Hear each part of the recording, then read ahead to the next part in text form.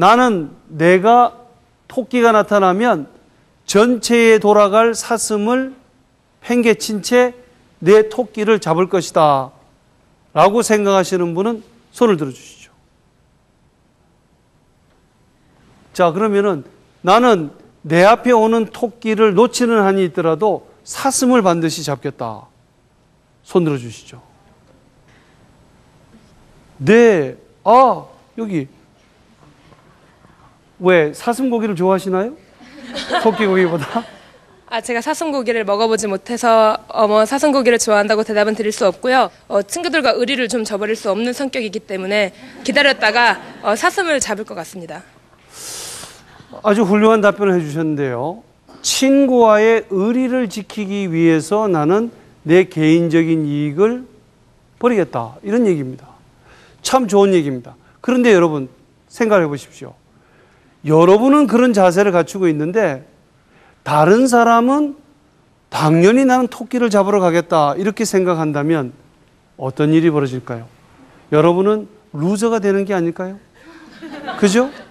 남들은 반칙을 해서 뭔가 자기 개인 이익을 챙기는데 나는 규칙에 따라서 가겠다. 이것이 과연 지속될 수 있는 그런 행동인지 한번 우리가 생각을 해봐야 됩니다.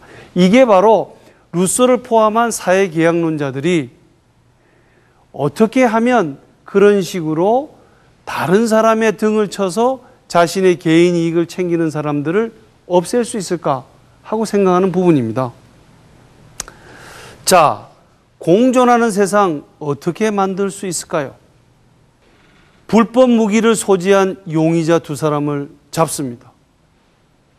그런데 노련한 수사관의 심증에 이 두 사람이 얼마 전에 있었던 살인사건의 공범자라는 생각이 듭니다. 민주경찰이 고문할 수는 없는 노릇입니다. 자백을 받아내기로 결심합니다. 둘을 독방에 가둡니다. 가서 이렇게 얘기합니다. 자네가 만약에 얼마 전에 있었던 살인사건의 공범자라는 사실을 분다면 선처해 주겠다. 저쪽 방에 있는 인간이 자백하지 않고 자네만 자백한다면 풀어주겠다. 저쪽에 있는 사람은 어떻게 되느냐? 그야 사형이지. 그러나 자네가 자백하지 않고 저쪽에서 자백하면 자네가 죽는 거야. 저쪽은 풀려나는 거야. 둘 다 자백한다면 어떻게 할 것이냐? 10년형으로 감형해 주겠다. 둘 다 자백을 안 하면 어떻게 되느냐? 둘 다 불법 무기 소지죄로 1년형씩 주겠다. 머리에 그림이 그려지십니까? 자백하는 사람은 풀려나고 안 하는 사람은 사형입니다. 둘 다 자백하면 둘 다 10년이고요. 둘 다 자백 안 하면 둘 다 1년형입니다. 자, 어떤 일이 벌어질까요? 여러분들이 만약에 그 상황에 있다면 자백하시겠습니까? 안 하시겠습니까?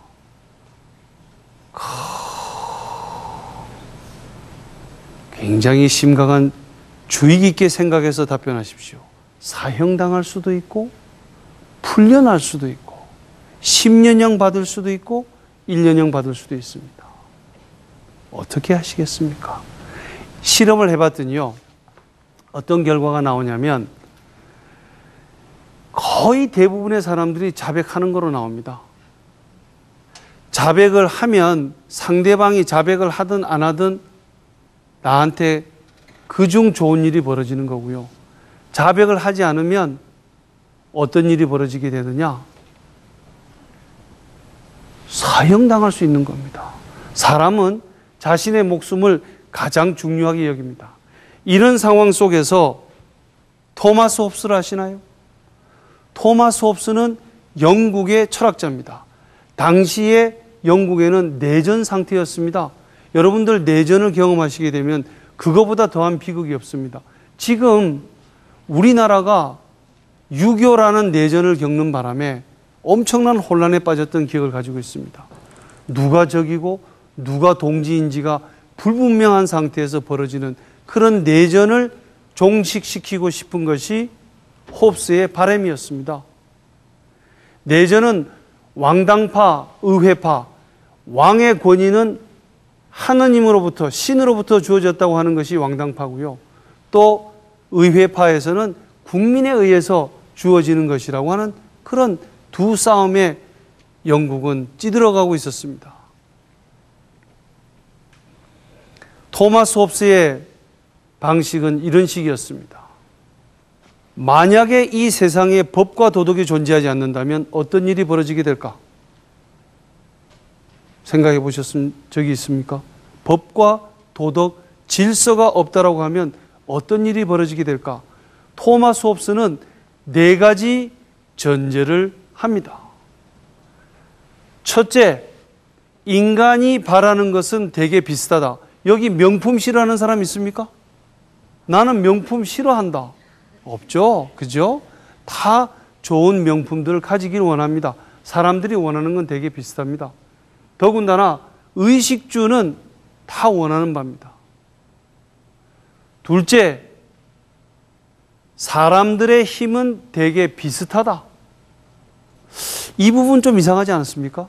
제가 이 얘기를 학생들한테 하면은요, 학생들 가운데는 교수님, 힘이 사람마다 비슷하다면 추성훈 선수랑 한번 붙어보시겠습니까? 아, 그런 학생들 정말 얄밉죠. 죽으라는 얘기 아닙니까? 그런데 토마스 홉스가 얘기하는 사람의 힘은 되게 비슷하다라는 얘기는 이런 뜻입니다. 어느 누구도 다른 사람으로부터 죽임을 당하지 않을 정도로 힘이 센 사람은 없다라는 것이 두 번째 전제입니다.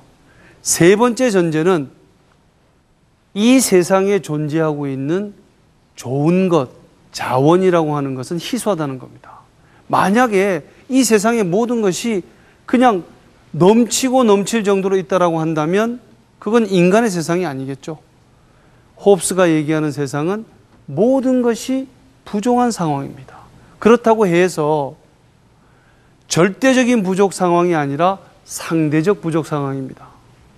상대적으로 부족하다는 것은 무엇을 의미하냐면 우리가 가지고 싶어하는 욕망보다 물건은 항상 적다. 이런 상대적 부족 상황을 얘기하고 있습니다.